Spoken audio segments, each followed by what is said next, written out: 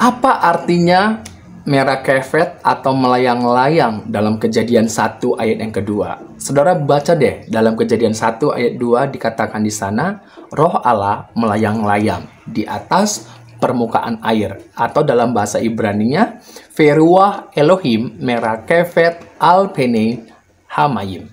Jadi Roh Allah ini melayang-layang di atas permukaan air. Apa maknanya, saudara? Maknanya bahwa kata melayang-layang atau merah kefet ini sifatnya dinamis. Artinya bergerak-gerak. Memberikan kehidupan yang ada di bawahnya. Bergerak-gerak. Karena Roh Allah lah yang menjadi sumber yang memberikan hidup. Dan Roh Allah itu membuktikan bahwa Musa mengenal bahwa Allah yang dia sembah, Allah yang hidup. Kenapa Allah yang hidup? Karena dia memiliki rohnya. Karena Allah, di dalam diri Allah ada rohnya. Itu makanya dituliskan oleh Musa dalam Kejadian 1 ayat yang kedua. Dan manusia juga begitu. Kenapa manusia menjadi makhluk yang hidup? Kalau saudara baca dalam Kejadian 2 ayat yang ke-7, karena Allah menghembuskan nafas hidup. Nafas hidup ke dalam hidung, ke dalam diri manusia itu, sehingga dikatakan menjadi makhluk yang hidup. Nah, melayang-layang ini memberikan kehidupan, memberikan bergerak-gerak. Begitu juga nanti saudara, nubuatan dalam Yesaya, Yoel, dan ungkapan dari Tuhan Yesus bahwa dia juga mencurahkan Roh Kudus kepada semua orang yang apa? Yang percaya dan yang menerima dia.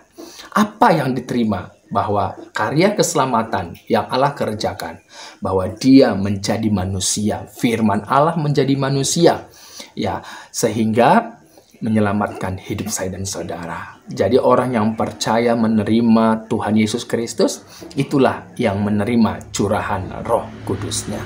Nah, saudara, bahwa Roh Allah ini melayang-layang di atas permukaan air. Apa artinya di atas permukaan air? Artinya bahwa pada waktu Allah menciptakan langit dan bumi, ini dipenuhi dengan air atau tehom atau samudra. Dan nanti kata tehom samudra ini juga ditemukan pada waktu penghukuman bumi ini, yaitu dengan menggunakan air bah. Dan di situ dikatakan tehom samudra air, samudra raya itu menutupi semua permukaan bumi. Dan nanti juga di akhir zaman ini, yaitu di masa-masa sekarang, ketika Yesus setelah dia menyelesaikan tugasnya sebagai Mesias, maka Roh Allah juga, Roh Kudus itu dicurahkan bagi kita yang percaya menerima dia. Puji Tuhan, saudaraku, sangat bersuka cita sekali ya kita di dalam Tuhan Yesus Kristus. Biarlah ini yang menjadi terus semangat dalam hidup kita. Waspadalah karena iblis berusaha, roh-roh jahat berusaha untuk membuat engkau goyah. Tapi sekali lagi saya katakan, kalau engkau berakar di dalam Tuhan Yesus Kristus, engkau membuka hati kepada Tuhan Yesus Kristus, firman-Nya, rohnya, maka engkau tidak akan pernah disesatkan. Engkau tidak akan pernah tergoda dengan apapun. Tuhan Yesus memberkatimu.